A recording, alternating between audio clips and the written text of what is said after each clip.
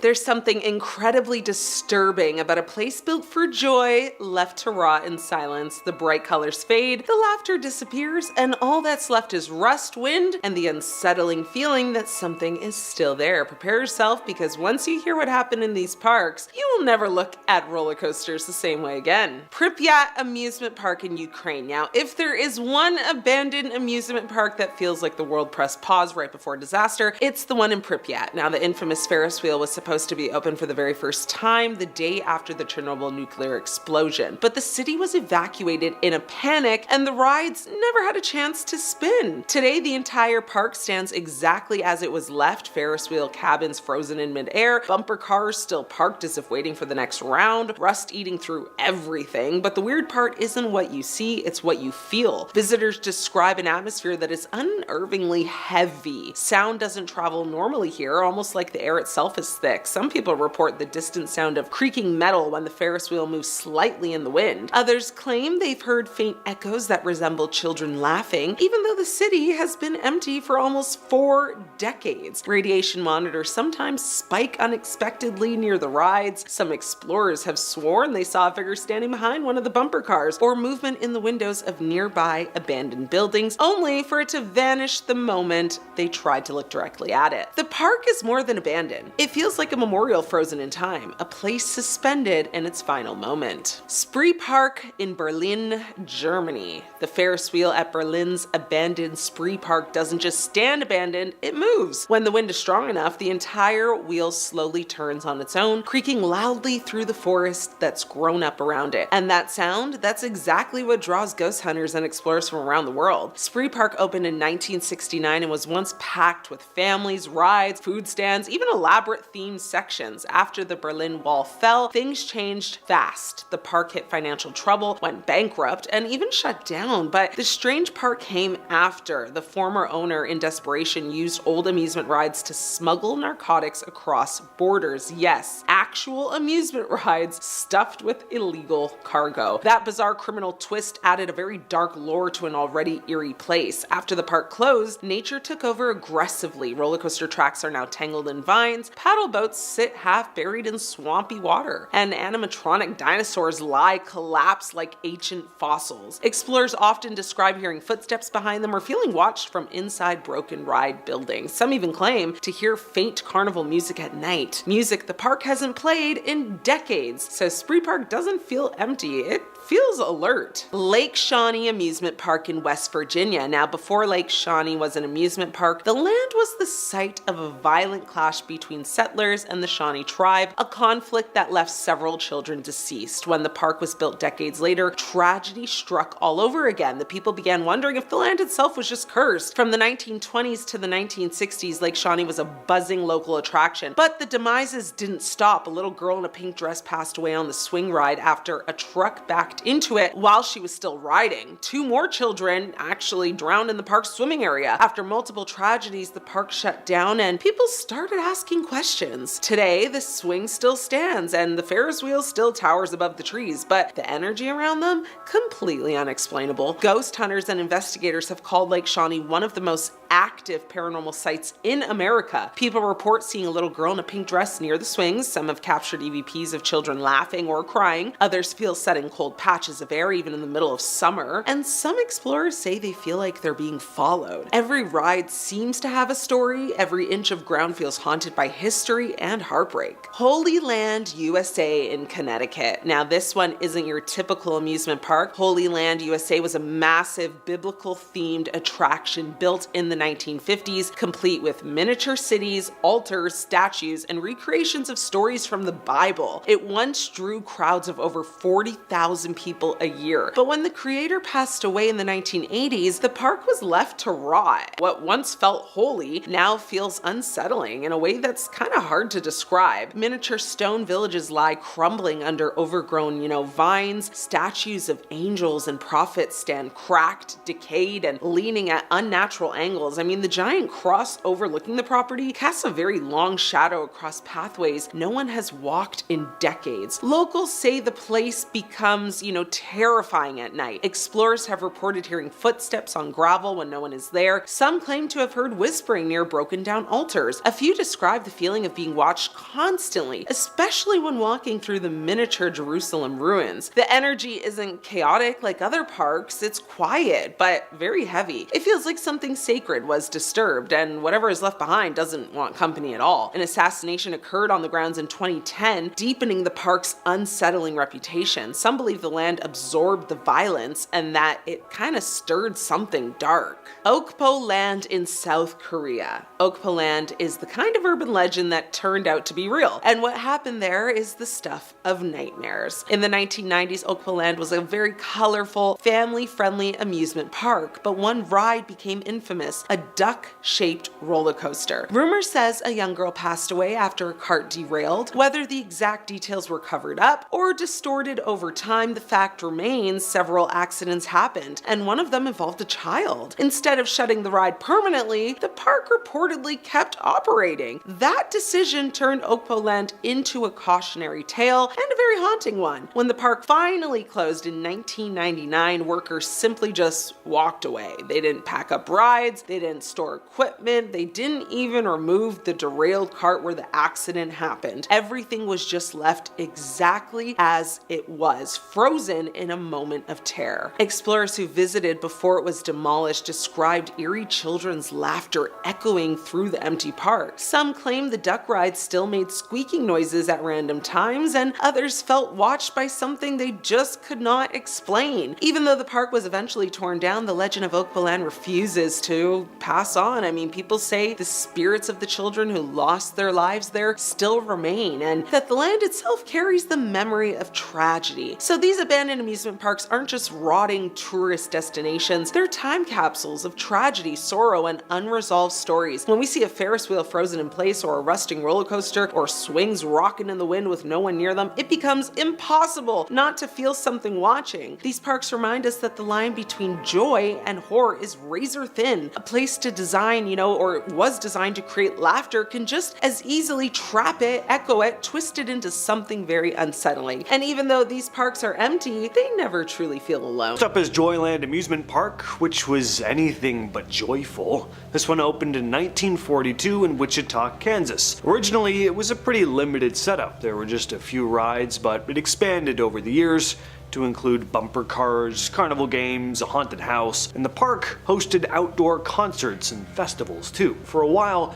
it was the go-to summer spot in the area, but for all the fun that happened there, the park was also the site of some extremely dark moments. The most disturbing was the death of Michael King. He was a man who'd confronted 4 teenagers for sneaking into the park after hours. What happened next was beyond brutal. The teens attacked him, and he ended up getting impaled and left to die. 2 of the attackers were underage and avoided charges. The other 2 were tried and convicted. But even with the crime hanging over the park, Joyland didn't close. But trouble kept following. Over the years, there were a number of accidental deaths. One person reportedly fell off a roller coaster. Another worker was crushed while doing maintenance. Standard carnival horror stories, sure, but when they start piling up, it's hard not to think the place was cursed. Eventually, after yet another tragedy, this time someone falling to their death from the Ferris wheel, Joyland was starting to feel the negative effects of its increasingly negative reputation. Insurance became a nightmare, attendance dropped, and finally, in 2004, the park shut down. For years, the place sat empty, rotting in the Kansas sun. Rides were rusting, graffiti covered every surface. But then in 2018, a couple named Gregory and Tina Dungan bought the grounds with plans to turn it into an event venue for concerts, traveling carnivals, and weddings. Because nothing says eternal love like saying your vows at the sight of multiple deaths and one very infamous killing. What kind of wedding playlist do you even put together for something like that? Next up, we have Brandywine Springs in Wilmington, Delaware. This one might just be the oldest theme park on the list. It was open from 1886 to 1923. Not much of it is left today. It's mostly just a park with walking trails and a few markers, but back in the day, Brandywine Springs was a pretty happening place. There was a wooden roller coaster, a train that looped around the grounds, and a place called the Castle House, which was kind of the central attraction. It wasn't on the scale of Disneyland, obviously, but for its time, it was a pretty magical little spot. But not everything about the park was family friendly. In 1916, Brandywine Springs was the scene of a violent crime. A man named Samuel Gungus had become obsessed with Catherine Bodeke, a waitress who worked at the park's restaurant. Catherine did not return Samuel's feelings. She rejected him, and he did not take this well, which is a major understatement. By didn't take it well, I mean he completely snapped. He showed up one day in a fit of rage and shot both Catherine and her friend, Aretty Nichols, who'd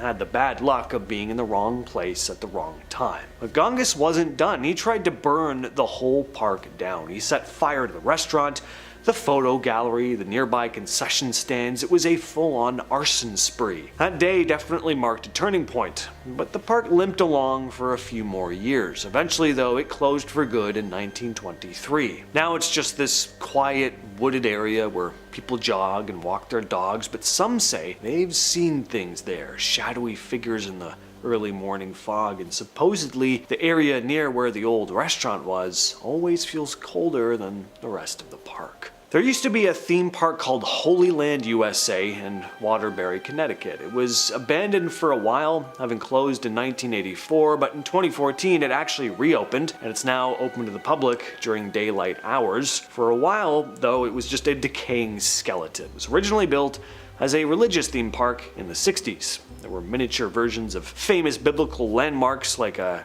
tiny Jerusalem, small-scale temples, and statues of angels and saints scattered around the hills. It attracted thousands of Christian tourists back in the day, but by 1984 the park fell into disrepair and it was shut down. Nature started taking over that and vandals, and for a long time it looked like a war zone with rusting structures and crumbling statues, shattered glass everywhere. But then came a real horror story. In 2010, two teenagers, Chloe Ottman and Francisco Cruz, decided to sneak into the abandoned park. Now, this wasn't anything unusual. Lots of people had done it before. Chloe and Francisco were friends. They knew each other through school and church, and there's no reason for her to feel unsafe. But that night, something changed. Francisco made unwanted advances. When Chloe turned him down, he snapped. He forced himself on her, then killed her before dragging her body into the woods. Eventually he confessed though, and police found Chloe's body. Francisco was sentenced to 55 years in prison. Next up, we head all the way over to Japan with Kojunuma Leisure Land. If you've ever wanted to visit a theme park haunted by a ghost woman and her serpentine offspring, well, this is the spot. Kojunuma Leisure Land opened sometime in the 70s and stayed open for over 2 decades before shutting down in 2000. It was a modest park by most standards, nothing too flashy here, but it had all the basics: a Ferris wheel, go-karts, swan boats, and some children's rides. The land around the park was gorgeous too. Thick forest and hills, a pond that locals said had a strange energy about it. That's where the legend begins. It's said that long ago, a beautiful woman lived by the pond. She got pregnant, but when she gave birth, what came out wasn't human. It was a creature, a twisted serpentine thing that slithered back into the pond and disappeared under the water. That night, the woman started to hear crying. It was soft at first, but it got louder and louder as the days went on. It was infant cries, wailing. Every single night, the sound came back, driving her deeper and deeper into madness. Sleep became almost impossible, and instead of trying to start over somewhere new, she decided to end it all. She walked into the pond and drowned herself, but not before cursing the land. And ever since, people say the grounds are cursed. Even after the theme park was built, workers reported strange things happening. Tools going missing, sudden drops in temperature, and sounds coming from the woods. Visitors claimed to hear splashing in the pond even when it was completely still. And some swore they saw something long and snake-like gliding just under the water. Today, what's left of the park is this rusted Ferris wheel and a few rotting buildings, but those who visit say the energy there still feels wrong. And we're finishing off with Nara Dreamland again in Japan. Now, unfortunately, this place has been demolished, but for a long time, it sat completely abandoned, and urban explorers would share some rather creepy stories about the place, but I'll get to that in a minute. First, the backstory. Nara Dreamland was a theme park in Nara, the capital city of Nara Prefecture. It opened in 1961 and stayed open for decades. It finally shut down in 2006. It couldn't afford to stay open anymore because attendance kept dropping, especially once Tokyo Disneyland opened in the 80s. Basically stole the spotlight. Why go for the knockoff when you can go for the real thing? But Nara Dreamland was no small operation. The place was massive. I'm talking a small village size here. It had a Main Street style entrance, a castle, a monorail, and a Jungle Cruise knockoff. It sat abandoned for over 10 years and it was finally demolished in 2017. There's something especially eerie and sad about abandoned theme parks in general. I mean, these are places that are literally built to be filled with people. Everything is made to be an overload of the senses, larger than life, cartoony statues, colorful signs, cheerful music pumped through speakers. You're supposed to walk through hearing laughter, roller coasters, and screams. So when these places are dead silent, paint is peeling, the metal is rusting, and vines are growing through what used to be gift shops.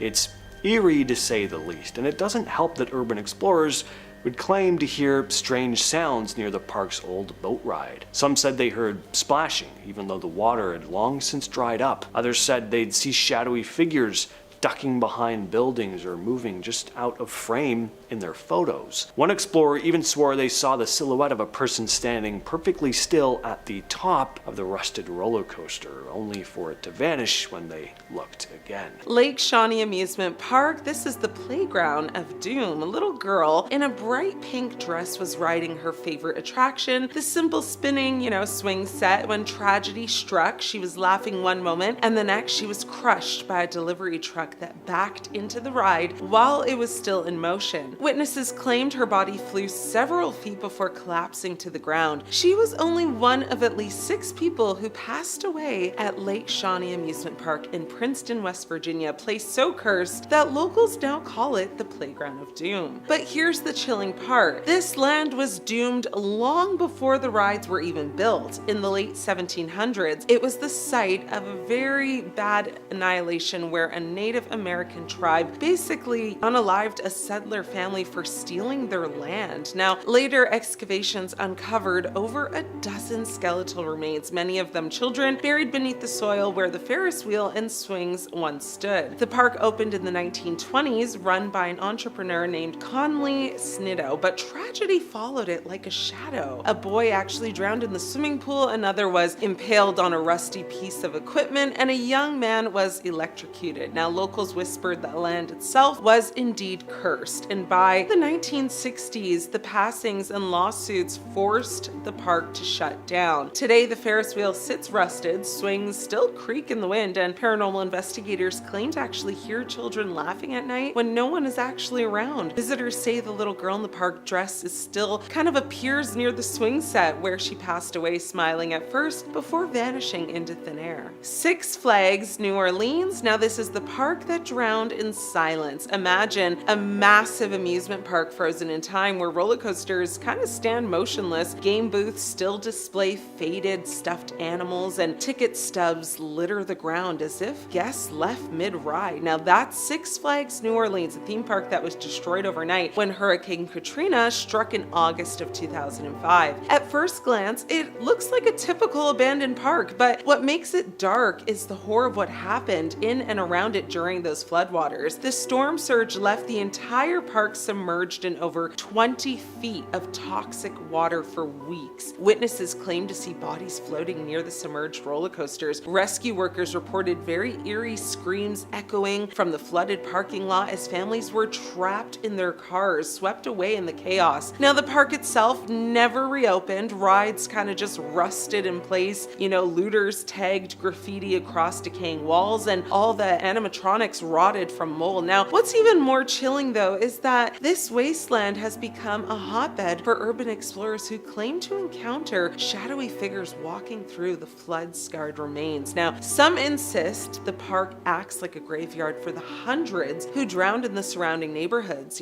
Their restless spirits just seeking shelter amongst the rides. Now, the eerie setting has made Six Flags New Orleans, a favorite filming location actually for apocalyptic, movies like Jurassic World and also Dawn of the Planet of the Apes. But thrill seekers who trespass swear it feels like walking into a graveyard where the laughter of families was kind of drowned in silence forever. Pripyat Amusement Park, this is the Ferris wheel of the deceased. The Ferris wheel stands tall but lifeless, its yellow cars frozen in time. It was supposed to open on May 1st, 1986 for the Soviet Union's May Day celebrations, but just days before, the Chernobyl nuclear reactor exploded, turning the city of Pripyat into one of the most radioactive places on Earth. The amusement park never had an official opening day, yet it became one of the most haunting symbols of disaster. When the reactor blew, workers and their families rushed into the city square, unaware that they were bathing in invisible poison. Reports say the government briefly opened the rides early to distract people from the chaos. Children rode bumper cars while radiation levels spiked off the charts. Photographs show families smiling, completely unaware that they were sealing their fate. Within days, the city was evacuated and Pripyat became a literal ghost town. Now, today, this amusement park is one of the most contaminated sites in the exclusion zone. Now, the Ferris wheel's metal frame emits very dangerous levels of radiation, and the bumper car arena is overgrown with plants kind of feeding off toxic soil. What's haunting is how life was interrupted mid-celebration. I mean, dolls, toys, and party decorations still kind of sit there abandoned in nearby schools covered in radioactive dust. Visitors describe a very eerie silence where they swear they can still hear the faint echoes of laughter, forever just trapped in the air of a poisoned city. Kojunuma, Greenland. This is Japan's park that disappeared not once, but twice.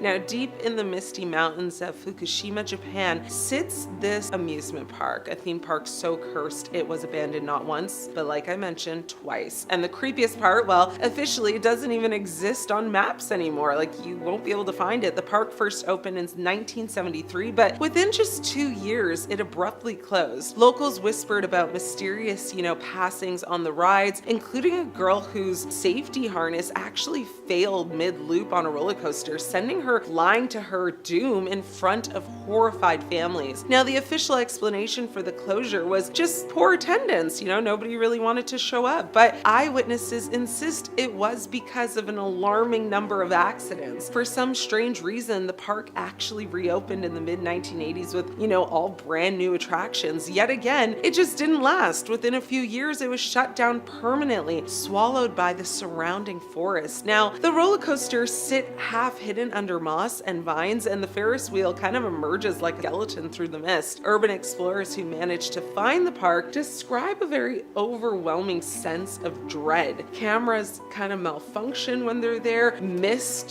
just roll in unnaturally fast, and some claim to even see ghostly children wandering the grounds. One chilling legend says that a little girl who passed away on a roller coaster there still actually appears in photographs of the park. I mean, her face is very pale, her dress looks stained, and she is apparently staring directly at the cameras. So that's quite terrifying. Oakpo Land. Now, this is the doom ride of South Korea. On a quiet hillside in South Korea, there once stood Oakpo Land, a small amusement park with a reputation darker than honestly most horror films. Its most infamous attraction was a duck-themed roller coaster, which sounds cute, but it's not. It became the symbol of pure tragedy. In the 1990s, a young girl fell from one of the duck cars during a ride malfunction. She actually passed away instantly. Her body sprawled across the tracks, and here's the very disturbing part. The park didn't actually close after this. They simply just removed her body, covered up, all of the liquid that came out of her, and continued operating as if nothing had ever happened. For years afterward, visitors were, heard whispers and heard rumors about the cursed duck ride, and so they didn't really want to go on. But then again, in 1999, it struck again. Another child reportedly passed away in a nearly identical accident on the exact same ride. This time, the park did did shut down overnight, rightfully so. I mean, workers abandoned everything. Half-eaten food sat rotting on tables, tickets remained stuck in the machines, and the infamous duck ride, well, it stood frozen mid-curve with cars dangling off the track. When urban explorers broke in years later, they found the duck coaster actually still intact, one car hanging kind of just precariously off the edge. A chilling reminder of, the child who passed away there, both of them. Now, locals now say the ghost of the girls haunts the site, forever riding their unfinished journey. The park was actually demolished in 2011, but its legend lives on as one of the darkest amusement park stories in the entire world. Kicking us off in 5th place, we have water park troubles. This tale takes place at Schlitterbahn, which is a theme park owned by Cedar Fair in Texas on the Raging Rapids portion of the Lazy River. Our narrator Vanessa and her friends didn't expect anything intense from the ride. They were all just, looking forward to relaxing, watching the water go by, enjoying the scenery. As expected, the ride wasn't super intense whatsoever at first, until it hit a patch of white water, and because of the angle that the raft hit the bump, Vanessa and her companions were launched into the river. Nope, that's not supposed to be part of the ride. And while the ride might have only been, 3 feet or so deep of water, I'm reminded of all the posters from my local pool growing up about how people can literally drown in a bathtub. So yikes! Vanessa described herself as entering a state of shock, feeling emotions ranging from fright to embarrassment, confusion, and panic. As she attempted to reach for the raft to pull herself back in, she realized she couldn't see her friends anywhere, and she was once again being yanked underwater. Panic had taken over as the main emotion by this point, and Vanessa found herself swirling around and around and around under the water. Thankfully, a nearby lifeguard jumped into action and was able to hoist Vanessa and her friends back into their raft, allowing them to enjoy the rest of the rapids in the intended fashion. I'm a little concerned about the lack of seatbelts on that ride since they were never mentioned, and I feel like that should be a thing, or like a weight sensor to stop the ride in event that, someone goes over. Oh, just me, okay. As a high point to this, somehow Vanessa managed to keep her glasses on throughout the entire ordeal. Go Vanessa! In 4th place, we have an urban legend from Canada's Wonderland. Time to move on to a Cedar Fair park that's a little closer to home. As someone who spends most of September through December at Canada's Wonderland every year, I just knew I had to include this ghost story in today's list. While Wonderland might be home to the scariest of scary monsters every October, the iconic Wonder Mountain is actually home to a ghostly spirit all year round. Construction of the iconic theme park happened between 1979 until 1981, with construction of the mountain alone involving a dozen local companies under Cincinnati engineer Curtis D. Summers. Now, while we don't know the name of our victim, one of the construction workers who was working on Wonder Mountain passed on the job, and for the most part, the details of his passing and specifics have been kept pretty secret. I tried. I promise I tried. This ghostie haunts the mountain to this day, specifically the Thunder Run ride. If the ride operators don't greet the area with good morning and good night at the beginning and the end of each operating day, the ride will malfunction and cease operations until given the proper respect. Honestly, I'm all for inviting the ghost to roam the park during Halloween haunt. What's the worst that could happen? An actual ghost over in Ghostly Pines or Spirit Manor would be so much fun to see. Oh, just my own opinion again?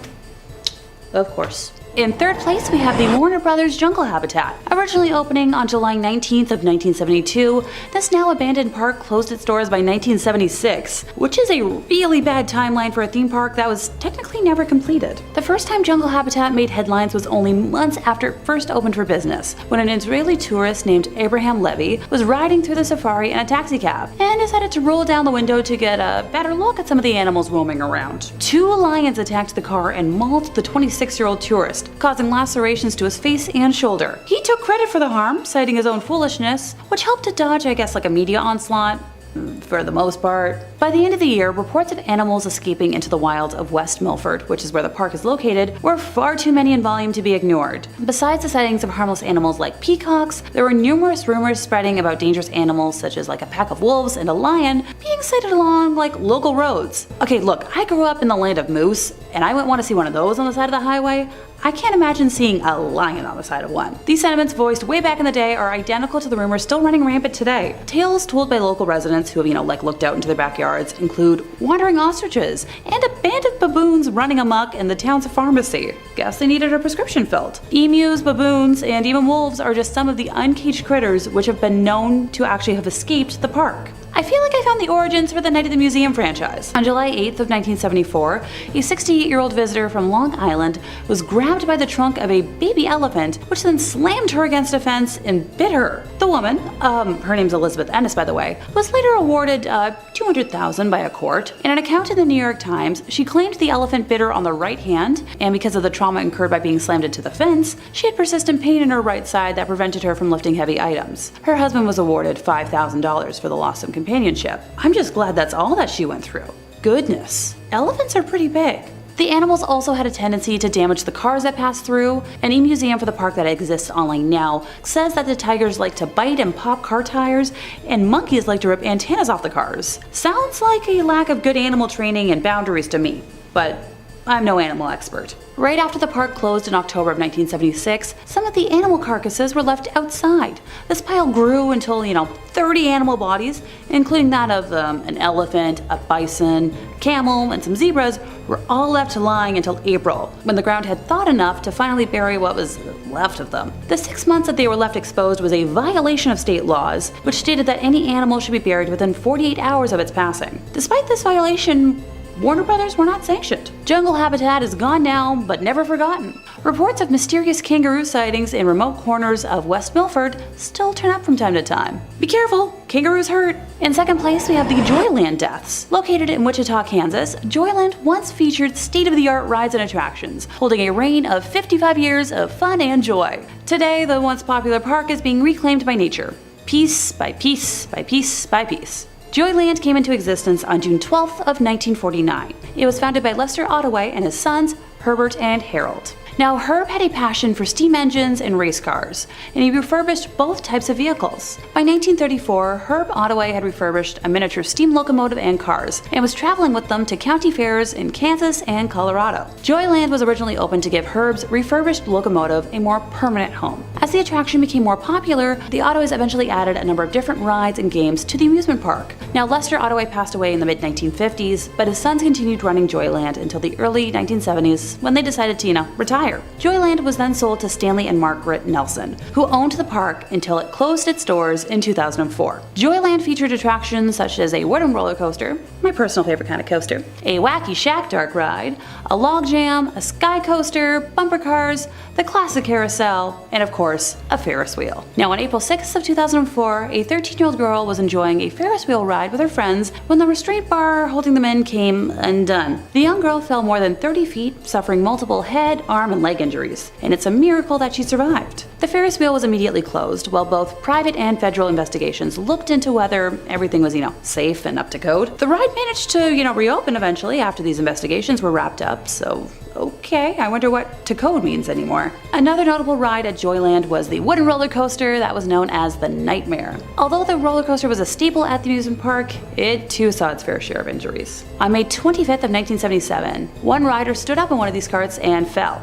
He passed at the scene from injuries sustained from the fall. Another death occurred 20 years later on August 27th of 1998 when a 35-year-old maintenance worker named Kevin Briley was under the ride trimming the grass. He stood up and was tragically hit by the roller coaster. He also died at the scene from his injuries. My heart hurts telling that tale because I'm such a huge lover of traditional wooden roller coasters. There's just something about narrowly avoiding whiplash that I personally find thrilling. Joyland closed its doors in 2004. Maybe it might be worth, a little urban exploration. In first place, time to visit the ghosts of the Enchanted Forest. The whimsical 20-acre amusement park was built in an Oregon forest and boasted handcrafted attractions like Storybook Lane and Toftville Western Town, along with rides like the Ice Cream Mountain bobsled roller coaster and a big timber log ride. Sounds pretty magical, right? Yeah, that all depends on who you ask. Though many folks experience nothing more than a charming park, other more abnormal experiences are definitely not in line with a regular amusement park. For many, a visit to the Enchanted Forest can be a supernatural phenomenon, and I know I'd be happy either way. I love all things fantastical and wonderful and whimsical, but also spooky. Tales of employees feeling a ghostly presence on attractions like the Haunted House and Challenge of Mondor ride caught my eye while doing research for today. The story of Enchanted Forest starts with Roger Toft, the park's creator, who spent every last penny he had to make his passion project come to life in 1971. His granddaughter, Ashley Toft, is now the park's general manager, and while she claims she's personally never experienced any supernatural phenomena on the Haunted House, she did admit that the attraction makes her feel anxious and overwhelmed. While guiding a group of experienced paranormal experts through through the attraction, she led them directly to a cold spot that could be attributed to an otherworldly presence. As much as I understand the stigma of not wanting to believe in ghosts, that's a coincidence I can't just ignore. Challenge of Mondor ride operator Chris Dunn has since told a tale of an inexplicable encounter that he experienced one morning in 2016 while prepping the wizard-themed target aiming attraction for the day. He explained how he heard footsteps behind him, but turned around. No one there. Mere seconds after hearing the footsteps, he described being hit with a strange energy throughout his body, one that made him dizzy and gave him a horrible case of chills. Now later in the day, the same thing happened, but with more intensity. He took photos of the ride not in operation and captured images of what looks to be an orb that changes shapes in 3 sequential photos. The team of investigators I mentioned before were granted permission to spend a night unsupervised at the park and experience the chilling energy and the challenge of Mondor and managed to communicate with a spirit in the haunted house. Notice how I haven't mentioned a park tragedy yet as the cause for anything? That's because, unlike the other places on this list, there wasn't one.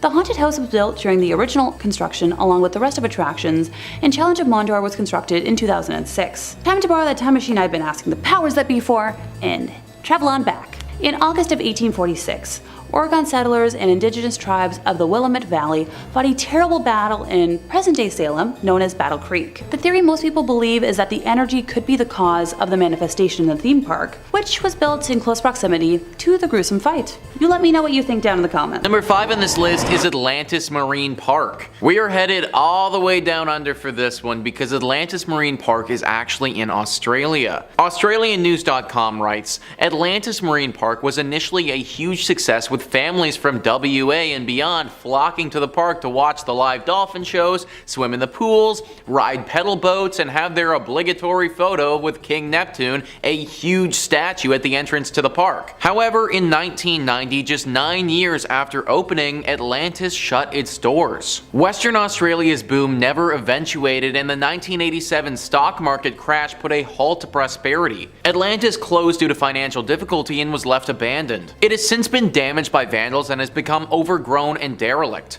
Old statues can still be found scattered throughout the grounds, as well as broken walls and concrete pools. For years, it was no man's land, popular with dog walkers. However, just last month, the iconic King Neptune was restored to its former glory after a petition by locals who started an online campaign for something to be done with the ruins. Well, I'm glad to see that Neptune is looking fresh again, but I don't know how long he'll stay that way. Apparently, this place, when the sun goes down, is home to some evil creatures. Four-legged mutant things with glowing red eyes that hiss and are nothing that we know of from this world. Now, this could be a bunch of baloney, but that's what some people have reported seeing when they've explored this place at night. Probably safe to go during the daytime, just make sure you set an alarm for 6 p.m. to get out of there if you do go. Number 4 on this list is Crinkly Bottom Theme Park. This one, to my understanding, has been demolished, but it still deserves a spot on this list because of how creepy it was when it was around. Mr. Blobby was a TV caricature in the early 1990s. He was featured on one of Britain's most successful late-night Saturday television shows and was this big pink blob creature with a bow tie on. This was a comedy television show, and this blob thing didn't lack any of that. He would often engage in annoying antics with celebrity guests and become a bit of a British television phenomenon. Well, Mr. Blobby was successful enough that he of course needed toys, merchandise, and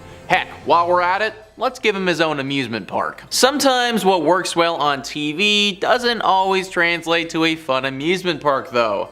Crinkly Bottom was what they called it, and it opened up in 1994. This annoying sidekick's popularity didn't last forever though, and this amusement park's life was very short-lived. The place shut down in 1996 because it simply was not making enough money. Then it faded away into obscurity and everybody forgot about this interesting little business venture. That was until 2009 though, when some urban explorers stumbled upon it again. The once bright and beautiful Blobby Land looked like something straight out of a horror film. It was worn and gross and just reeked of evil. Animals had taken up residence there, and based on how the place looked, it wouldn't have been surprising if some sketchy characters once did business there too. You can't visit it now because it's demolished, but you really shouldn't have been going when it was around anyways. Number 3 on this list is Boblo Island. I had to include Boblo Island on this list to give a bit of a shout out to Ontario, where your boy grew up. Boblo Island was wildly successful for a time and operated for nearly a century. As with a lot of places places on this list, though it couldn't seem to power through the 90s and had to shut down. Reader's Digest says,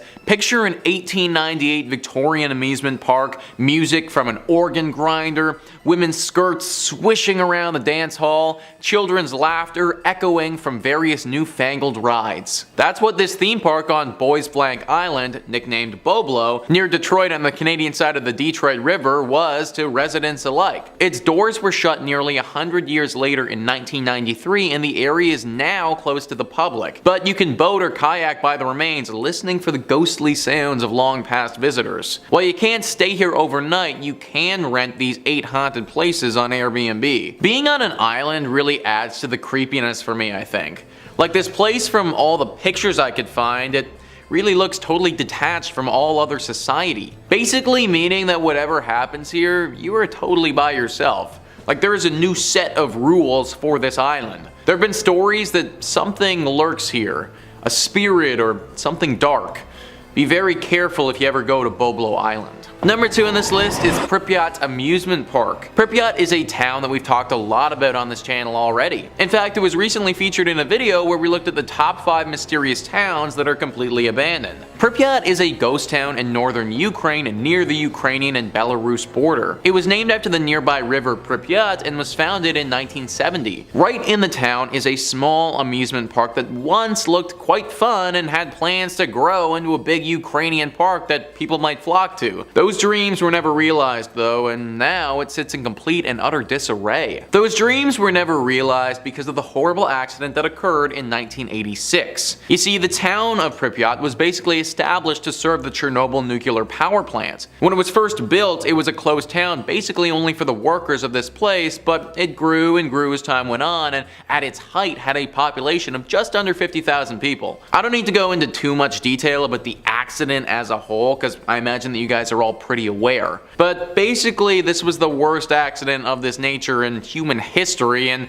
for all our sakes, we need to hope that it never happens again. The radiation damage was absolutely massive, and right after it happened, the entire town of Pripyat had to be evacuated. That, of course, has left the amusement park, right in the middle of this town, completely abandoned as well. Not a lot of people have gone to this town or park since this incident occurred. For a long time, it wasn't safe to set foot within a set radius of the blast. Those who have been brave or foolish enough to set foot into this town and explore the amusement park have reported some strange and scary findings. Rumor has it that some sort of entity lives there.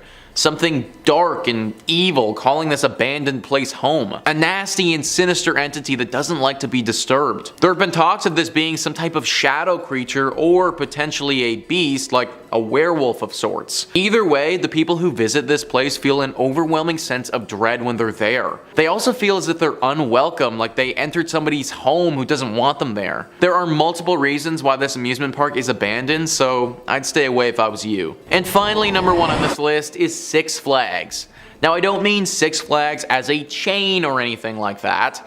There's 23 different Six Flags in the United States, and not all of them are haunted. One in particular, though, is currently out of commission, abandoned, and definitely a spot you shouldn't go to. All the Rooms writes, this Six Flags fell out of business following serious damage from Hurricane Katrina in 2005. The park opened in 2000 and was only operating for a few years before suffering significantly during the hurricane, which displaced 20,000 people and killed nearly 2,000 people. The park closed after Hurricane Katrina, and there wasn't enough funding for repairs, so it fell into further decay over the last few years. To this day, there's still an eerie sign at the entrance to the park that says closed for the storm. It's an apocalyptic site which has been taken advantage of by Hollywood and used for films such as Jurassic World and Dawn of Planet of the Apes. These filmmakers are way braver than I would be, because I would not want to be setting foot on those grounds. The people who have been here all seem to think that something paranormal is going on. Phantom noises echoing throughout the park and other random bodiless sounds are heard all the time. Similarly to a lot of the other things on this list, there is a massive overhanging feeling of dread. The air is thick with it and you can almost taste the discomfort. No one has reported being attacked here, but it seems like that's only a matter of time if people keep going. The mayor of New Orleans is currently looking at demolishing this park, which, in my opinion,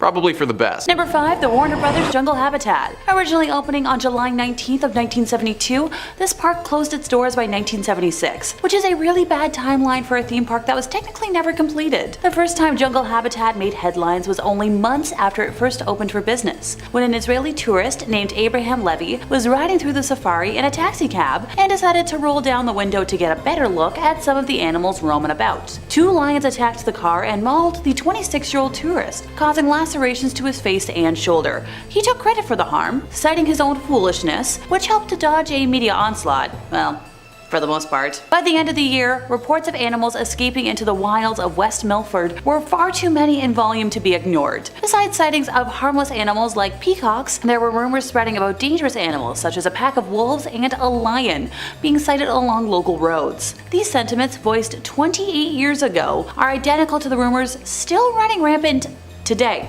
Yep, you heard me, today. Tales told by West Milford residents who have looked out in their backyards include wandering ostriches and a band of baboons running amok in the town's pharmacy. Emus, baboons, and even wolves are just some of the uncaged critters which were known to have escaped the park. I feel like I found the origins for the Night at the Museum franchise. On July 8th of 1974, a 68-year-old visitor from Long Island was grabbed by the trunk of a baby elephant, which then slammed her against a fence and bit her. The woman, Elizabeth Ennis, was later awarded $200,000 by a court. In an account in the New York Times, she claims the elephant bit her on her right hand, and because of the trauma incurred by being slammed into the fence, she had persistent pain in her right side that prevented her from lifting heavy items. Her husband was awarded $5,000 for loss of companionship. So the animals at the park also had a tendency to damage the cars that passed through. An e-museum for the park says that tigers like to bite and pop car tires, and monkeys like to rip antennas off of cars. Sounds like a lack of good animal training and boundaries to me. So right after the park closed in 1976, some animal carcasses were left outside.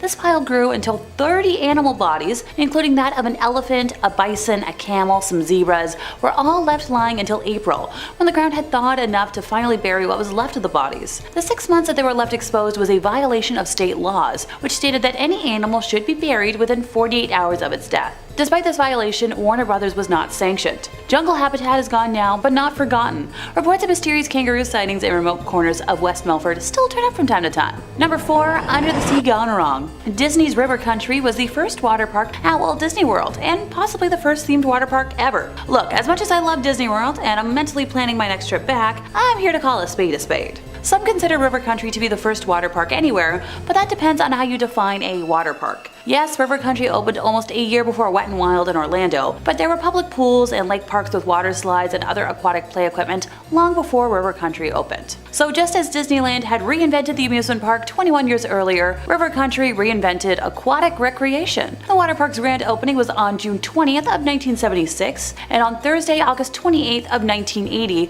a sad Associated Press story appeared in newspapers throughout North America. It was reported that a rare but deadly disease caused by an amoeba found in Florida freshwater lakes had claimed its 4th victim, a New York youngster who had spent his vacation swimming at River Country. The disease, amoebic meningoencephalitis, attacked the nervous system and brain. You don't want to know how many tries it took me to say that. The youngster died after the amoeba entered his nose, went through the nasal passage, and attacked the nervous system, including the brain. Investigators from the U.S. Center for Disease Control in Atlanta and the New York Health Department pinpointed River Country as the source of the amoeba after the parents reported that the amusement park was the only place where he went swimming. So photos and maps of River Country show that the park had 2 bodies of water. The smaller one was a clean, clear swimming pool. The larger one appeared to be a natural cove, completely open to Bay Lake, which is the largest natural lake at Walt Disney World. At some point in the 1990s, Walt Disney World banned swimming in its lake. The 1995 map of Walt Disney World still included the resort's beaches under the swimming section, whereas the 2000 edition made it clear that the beaches were strictly for sunbathing. But River Country stayed open. There was never another death from amoebic,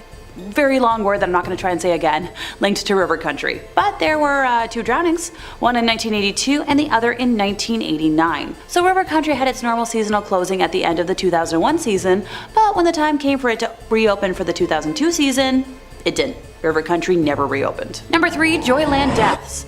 Located in Wichita, Kansas, Joyland once featured state-of-the-art rides and attractions, holding a reign of 55 years of fun and joy. Today, the once popular park is being reclaimed by nature. piece by piece by piece. So Joyland came into existence on June 12th of 1949 and was founded by Lester Ottaway and his sons, Herbert and Harold. Herb Ottaway had a passion for steam engines and race cars, and he refurbished both types of vehicles. By 1934, Herb had refurbished a miniature steam locomotive and cars and was traveling with them to county fairs in Kansas and Colorado. Joyland was open to give Herb's refurbished locomotive a more permanent home. As the attraction became more popular, the Ottaways eventually added a number of different rides and games to the amusement park. Lester Ottaway passed away in the mid-1950s, and his sons continued running Joyland until the early 1970s when they decided to retire. Joyland was then sold to Stanley and Margaret Nelson, who owned the park until it closed its doors in 2004. Joyland featured attractions such as a wooden roller coaster, which I love, a wacky shacky dark ride, a log jam, a sky coaster,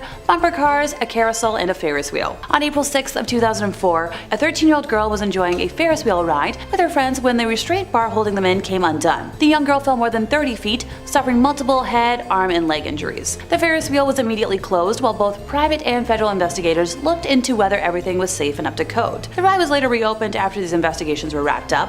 Also, another notable ride at Joyland was the wooden roller coaster that was known as the Nightmare. Although the roller coaster was a staple at the amusement park, it too saw its fair share of injuries, which is a shame. Like, I really love wooden coasters. On May 25th of 1977, somebody in the single digits of age stood up in one of the carts and fell, died at the scene from the injuries sustained from the fall. Another death occurred 20 years later on August 27th of 1998 when 35-year-old maintenance worker Kevin Briley was under the ride trimming the grass. He stood up and was tragically hit by the coaster and passed away. My heart hurts telling that tale because, like I said already, I'm such a huge lover of traditional wooden roller coasters. You know, there's just something about narrowly avoiding whiplash that I personally find thrilling. And go figure, Joyland closed its doors in 2004. Number 2, doomed before it could open. The Pripyat amusement park was set to have its grand opening on May 1st of 1986, in time for the May Day celebrations, but these plans were cancelled on April 26th when the Chernobyl disaster occurred, just a couple of kilometers away. Several sources report that the park was opened for a short time on April 27th before the announcement to evacuate the city was made to distract,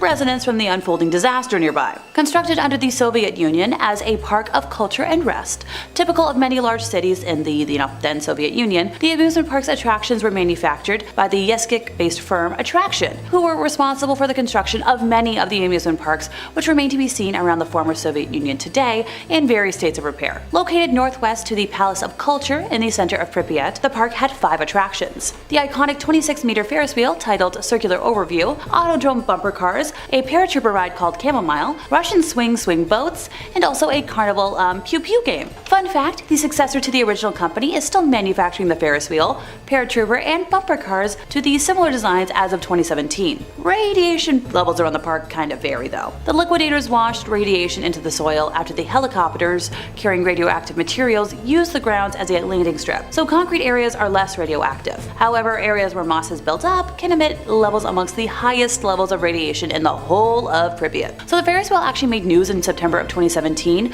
when Polish tourists turned it mechanically for the first time since 1986. Thankfully, they returned it back to its original position, but kind of neat that it could still work. Number 1, a cursed history. Lake Shawnee Amusement Park opened its doors in 1926 when proprietor Conley Snidow Sr. purchased the land. His vision to build a place for local families to relax and enjoy time together was realized as the coal miners from local towns descended on it each year, making it a fantastic destination for summer vacations. The park was full of activities. It featured a man-made swimming lake, a racetrack, concessions, and cabins for visitors, looking for an overnight stay. The big cornerstones were the Ferris wheel and the swings, 2 rides that were popular with everyone who spent time at the park. And you know what? That all sounds pretty idyllic to me. Tragedy, though, began to grip the amusement park in the 1950s, when several deaths shocked locals. A young girl's life ended on the swing ride when a delivery truck backed into her seat, killing her in place. Another youngster lost his life when he drowned in the swimming pool after his arm got stuck in a drain pipe. And by 1966, this amusement park closed its doors to the public, and the land sat dormant for decades. In the 1980s, the park again welcomed visitors when Gaylord White acquired the land and set out to restore it to its former glory. In addition to purchasing a Ferris wheel, he found a swing ride that seemed just like the swings that once thrilled guests. Now, Fun fact, when they installed the swings on the property, they realized the swings weren't just similar, they were the exact same swings from years prior, something that they decided to advertise during the grand reopening. The Lake Shawnee Amusement Park welcomed tens of thousands of visitors during its second run, which ran for just 3 years in the 1980s. Unfortunately, high insurance prices forced the White family to close their doors for the second and final time after those couple of short seasons, forcing them to pivot to other activities to keep the land active. They hosted fishing tournaments in what used to be the swimming lake, and they planned to create a space on the property for mud bogging, a motorsport the family knew would draw crowds to watch. While excavating a mud bogging track, the White family made a series of surprising discoveries that added depth to the property's history. For starters, the park was built over a Native American burial ground, with an archaeological dig uncovering 13 bodies, mostly young folks. In the 1700s, the property was the active home base for the Native Americans until they seemed to suddenly disappear. Among the bracelets, clothing, and tools that excavators found, they also found mass graves that suggested as many as 30,000 people had been buried on the property. But, that's not the darkest history of the land. In 1783, Mitchell Clay was the first European settler to make a home in the area, which was heavily inhabited by the Shawnee Native American tribe. So while Clay was gone to town one day, the Shawnees surrounded 3 of the Clay descendants who were working in the fields. Bartley met his end first, and Tabitha, hearing the explosion, ran to her brother, where she was attacked and cut by a stabby implement. Her body was dismembered, and both of their scalps were taken by the entire group. Their brother Ezekiel was captured and burned at the stake. A historical marker on the road leading to the park commemorates their memories. One could wonder if the tragic history of the grounds is the reason for the 6 deaths that occurred at the park, eventually leading to it being closed down in 1966. And many locals, including the park's new owner, claim the park to still be haunted. Coming in at number 5, we have Six Flags Troll.